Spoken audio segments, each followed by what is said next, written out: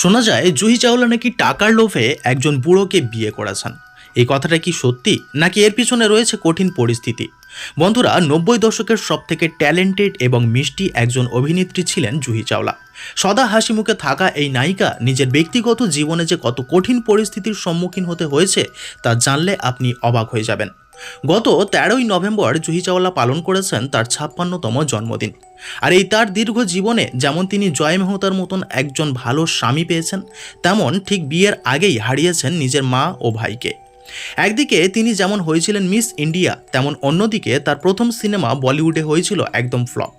তো আজ আপনাদের বলবো জুহি চাওলার জীবনের এমন কিছু অজানা দিক যা হয়তো আপনি এর আগে কখনো জানতেন না।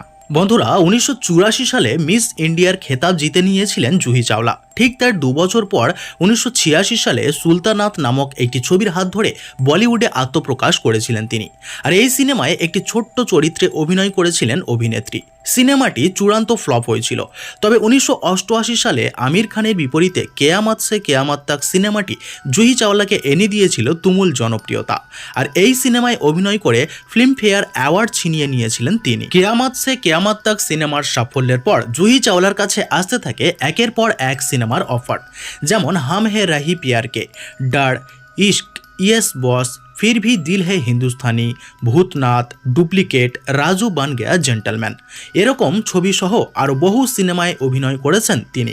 শাহরুখ খান থেকে সানি দেওয়াল, অমিতাভ বচ্চন থেকে ঋষি কাপুর, বহু অভিনেতার সঙ্গে কাজ করেছেন তিনি। জুহি চাওলা তার ব্যক্তিগত জীবনে 7 বছরের বড় মেহতা গ্রুপের মালিক জয় মেহতাকে বিয়ে করেছেন জুহি চাওলা। জয়ের সঙ্গে জুহির প্রথম দেখা হয় 1992 সালে রাকেশ রোশন পরিচালিত করবার সিনেমার শুটিং চলাকালীন।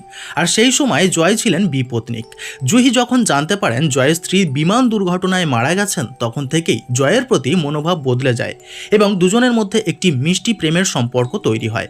কিন্তু দুই পরিবারের সম্মতি থাকা সত্ত্বেও গোপনে বিয়ে সারতে হয়েছিল এই জুটিকে। বন্ধুরা, জয় এবং জুহি চাওলা যখন বিয়ের সিদ্ধান্ত নেন, তখন ঠিক তার কিছুদিন আগেই অভিনেত্রীর মা হঠাৎ করে গাড়ি দুর্ঘটনায় মারা যান।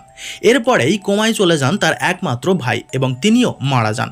এই দুটি আঘাত অভিনেত্রীর জীবন পুরোপুরি পাল্টে দেয় এবং জুহি চাওলা এবং জয় দুজনেই ঠিক করেন তারা গোপনে বিয়েটা করবেন। প্রথম সন্তানের জন্ম পর্যন্ত জুহি চাওলা তার বিয়ের খবর লুকিয়ে রাখেন।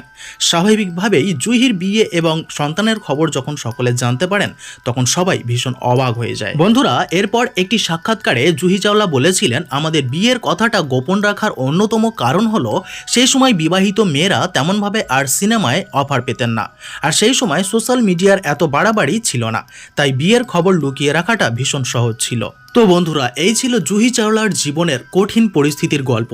ভিডিওটি ভালো লাগলে অবশ্যই ভিডিওতে একটি লাইক করবেন, আর সিনেমা জগতের এরকমই নিত্য নতুন খবর ফার্স্ট আপডেট পাওয়ার জন্য আমাদের বিটি ফাইন্ড আউট চ্যানেলটি সাবস্ক্রাইব করে রাখবেন। ফিরে আসছি পরের ভিডিওতে।